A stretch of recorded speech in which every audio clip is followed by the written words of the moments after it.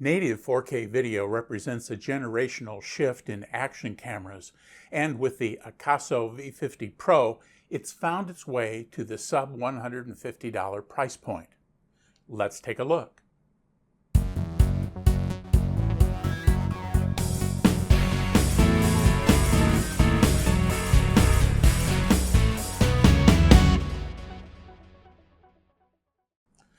There were several features I was looking for in a new action camera, and the new AKASO V50 Pro had many of them. First, since I was planning to do some windshield recording from my RV, I wanted a remote control. One of my first action cameras had that feature, and I was able to get some nice footage from a tour bus triggering the camera from my seat a few rows back in the bus. Another feature was a more powerful image processor, allowing for faster frame rates for slow motion and native 4K. While older action cameras have advertised 4K for a while, the reality was that frame rates were often in the teens, while others, the 4K files were digitally doubled 2K captures. While few folks can deal with 4K video on their televisions or computer monitors, 4K does allow for some zooming and creative cropping, resulting in 1080p images from just a portion of the much larger 4K image. One of the nice-to-have features I was looking for was a touchscreen for menu item selections. The V50 Pro fits that bill too. The last feature I was looking for that the V50 Pro claims to do is electronic image stabilization, or EIS. A powerful image processor along with 2K or 4K image size allows electronic image stabilization. Basically, the processor uses the extra pixels captured by the image sensor to shift the frame left or right or up or down to make the image appear smooth. One of the features that I was looking for that the V50 Pro doesn't have was an external mic connection. Action camera mics are notoriously bad, and wind noise can easily drown out the already poor audio. We'll take a look at audio quality as part of this review. To deal with wind noise, I got some very small stick-on Furry wind covers we'll also test out. Well, enough chatting. Let's get started with a quick unboxing. So here you can see the packaging that the AKASO V50 Pro comes in. It's pretty nice packaging. The camera is mounted in a hard plastic top there, so it's screwed onto the GoPro style mount there, and so it has a really nice retail appearance, but you're not really interested in the box. Aside from the fact that if you were looking for it at the store, you'd be able to see some of the specifications here on the back. But what's inside is what matters, so let's take a look there. I'm going to open this from the bottom.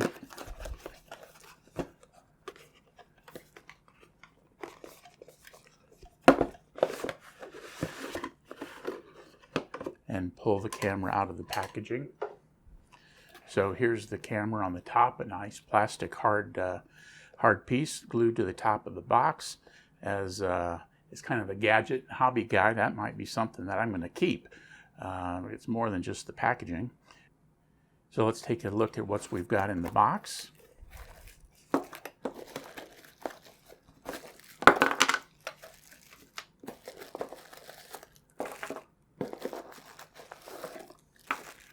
As you can see, there are quite a lot of various accessories included in this. Still digging stuff out of the box.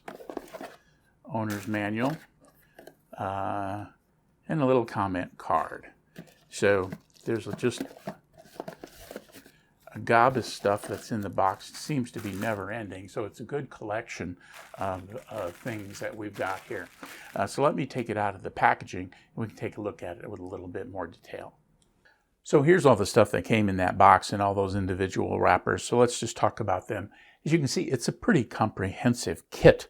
Let's talk just a little bit about some of the things. We've got some zip ties here to tie things down on kind of a semi-permanent basis, bicycle type attachment that you can screw across a handlebar.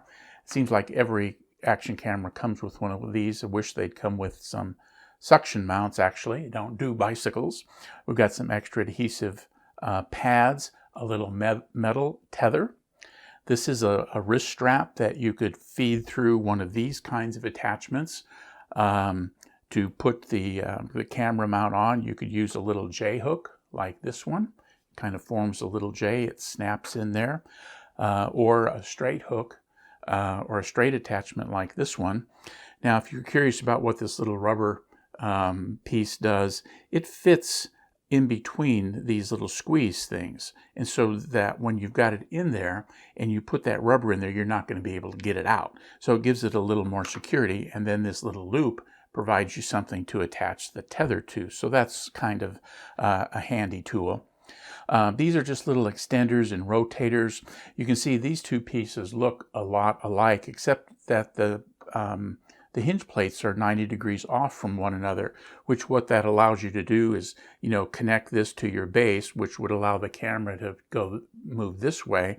But then you could attach this one here as well, which would allow this one to go in, which would allow the camera to go this way. So you can get some pretty fine angles that way. If you were attaching it to a windshield, or if you had another funny angle, the attachment point that you wanted to get straight video from. This is sometimes called a skeleton mount. I like to use these. You put the camera in there, and so then you can get them in the mount like this. And so the camera is out in the open. It's not in the case. If you don't want to use the skeleton mount, the camera comes with a 4x20 socket, or a 1/4 inch by 20 thread socket. And so you could screw this piece up into it and then connect it to one of your attachments. Of these two attachments, this one also has a 4x20 attachment socket in there, so it gives you a lot of capability to mount the camera. The other thing it comes in, one of the things that I was interested, as I mentioned in the intro, was this remote control, and so it's a wristband type. So the power switch turns on the remote, and then you can click the red to shoot video or the gray to shoot photos. And so that's a nice feature. It comes with the user's manual. And then what is really nice, it comes with two batteries. We got two batteries here, plus a little dual charger and the USB cord to connect the charger to the electrical style outlet or to your computer. So those are the things that come in the box. Right now, we're going to take some time and charge the batteries, and then we'll take a look at the camera itself. So let's take a quick look at a couple of the other parts that came with it and the camera itself. First is the waterproof case. It's pretty typical. It fits the camera nicely. It comes in this case and it fits tightly. It comes with the deep water back that allows you to take it, I think, to like 30 meters. And then with 30 meters, you'd be controlling the camera using the buttons at the top, because you can't use the touch screen through this back plate. And so this is the camera itself. Take a quick look at what you've got here. On the top, you've got the on-off and mode switch. You've got the shutter switch right here. Then there's a microphone and then an LED indicator with the arches there that indicate that you're using it with the Wi-Fi mode. So on this side, there are three openings: the SD card, a mini HDMI, and a micro USB here on this side. And then on the bottom, you've got the 1/4 screw socket, so you could mount it to a regular tripod, and then the battery door here where the battery is underneath it. And then last but not least, on the other side of the V50 is a small speaker, so you can hear what you've recorded if you're playing it back. And then of course on the front is the lens. Now there was a bit of a gap in the timeline from when I showed you all the little parts that came with the V50. The one I had there suffered what some jokingly refer to as electronic infant death syndrome, and that is it didn't work. I charged the batteries and put them in the camera, and the camera was dead. Unfortunately, I had set the camera aside, and so my return window to Amazon had closed, which is entirely my fault. And so the word to the wise is, when you get electronics from any source, turn them on right away in case there is a fault in it. Now, the people who sell this got back to me right away, offered to send me another one for the cost of shipping if I shipped the other one back. And so I did that. It came fairly promptly, and that's what you're looking at here. So unfortunately, my Prime Day deal didn't turn out to be quite the deal because of the extra shipping costs that I incurred. But again, that was primarily my fault, and the vendor was quite responsive in getting me a new camera. So let's see what this looks like when you turn it on.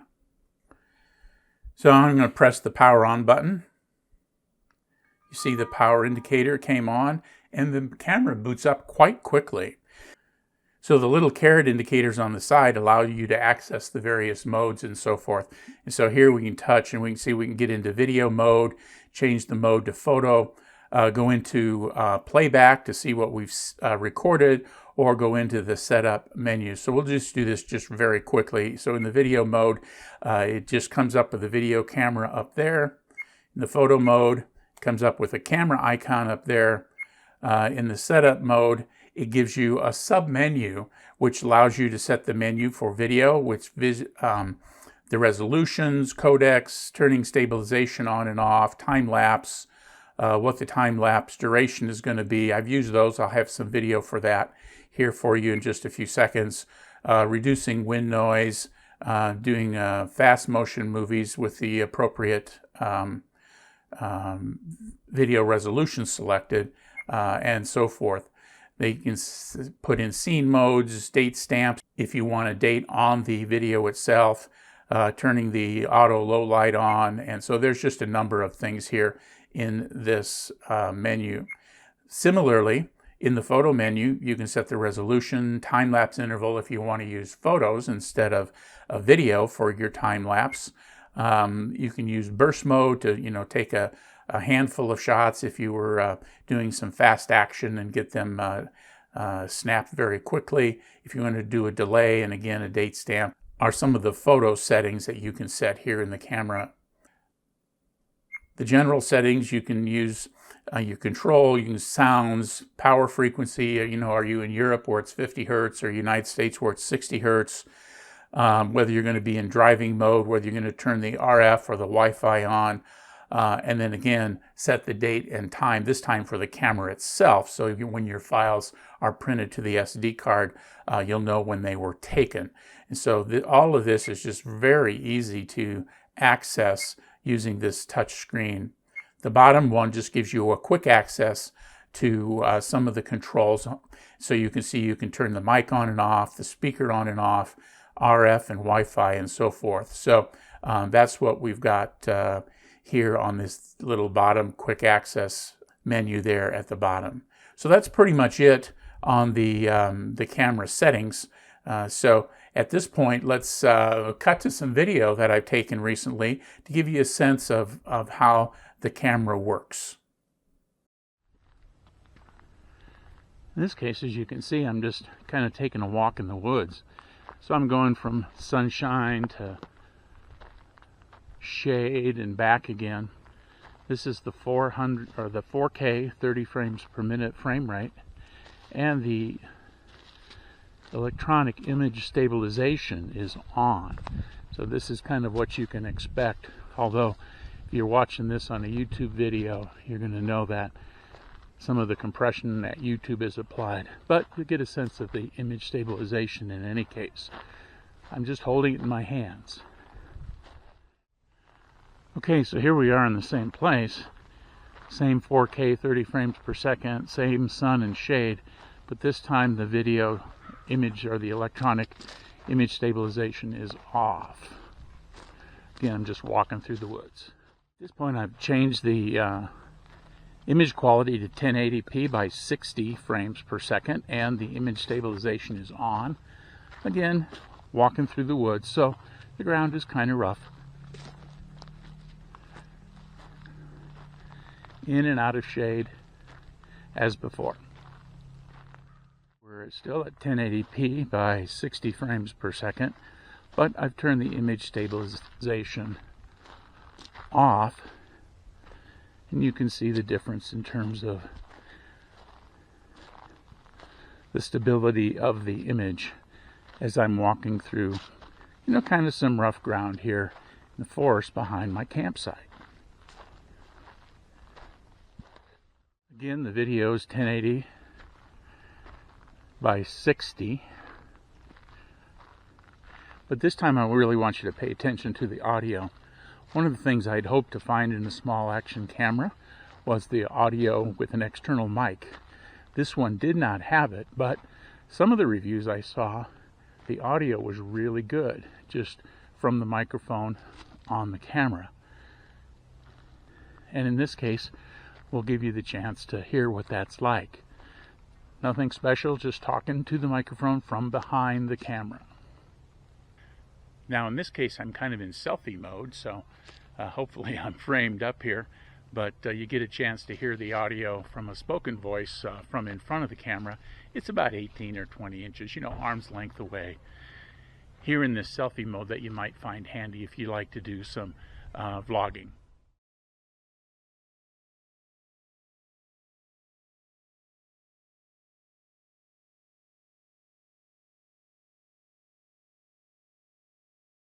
So it's just starting to rain. We finally got a bit of a windy day. 8 to 10 miles an hour. Right now the little furry wind cover is on the camera.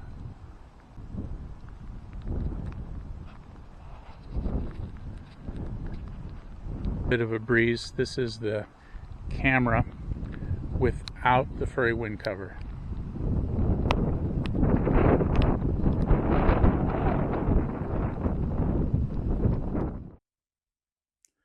So this review is getting a little long, so let's wrap things up. I didn't talk much about the smartphone app that's available for the V50 Pro. It's pretty similar to other action cam apps. You can view the settings menus on your smartphone screen and make various choices there instead of on the camera. Since the camera has a touchscreen, that doesn't prove to be much of an advantage. You can also trigger the camera's shutter or recording from your smartphone. Again, with the included remote control, you don't gain much. Though I do realize that vendors are almost required to have an app these days, so the V50 Pro does too. There are a couple of things I'm really impressed about with this camera though. The 4K recording is really 4K, and with a good SD card, you seem to get the advertised frame rates. Whether you're recording in 4K or 1080p, the video is really good. As you saw in the video, the electronic image control is shockingly effective. I didn't try to shake the camera more with the EIS off. It really was that much better. I'm also really pleased with the audio. The other reviewers who praised the audio quality were right. For the typical YouTuber or the person documenting family activities, the audio is more than good enough. All action cameras generate some fisheye effect due to their super wide-angle lenses. The V50 Pro allows you to adjust the field of view from super wide to narrow.